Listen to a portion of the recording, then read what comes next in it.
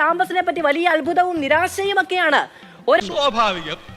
ഒരു കൂടെ പഠിക്കുന്ന ഒരുത്തനെ തല്ലിക്കൊന്നു എന്ന വലിയ ശരിയാക്കിയിട്ട് 3 ദിവസം ഇത് വടി കൊടുത്ത് അടി വാങ്ങുന്ന പരിപാടിയാണല്ലോ ബാബു.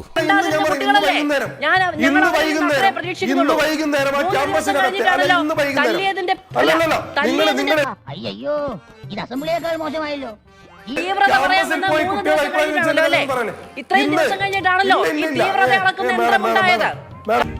ചളമായെന്നാ തോന്നുന്നു. കഷ്ടമാണ്, അപഹാസ്യകരമാണ്, അധപതനമാണ്. ഈ പറഞ്ഞതിന് വേറൊരർത്ഥം ഇല്ലേ?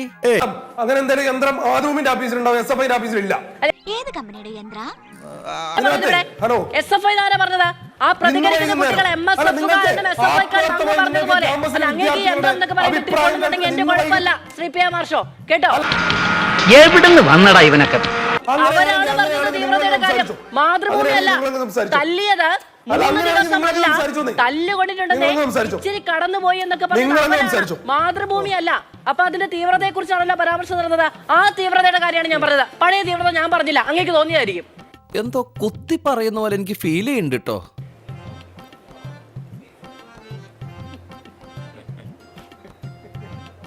അല്ല, നിങ്ങൾ തുറന്നു, നിങ്ങൾ സംസാരിച്ചോ.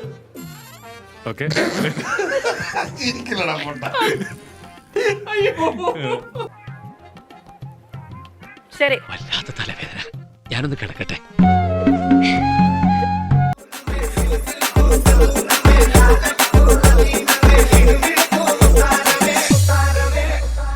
കൺമണിയാ കത്തിച്ചവ.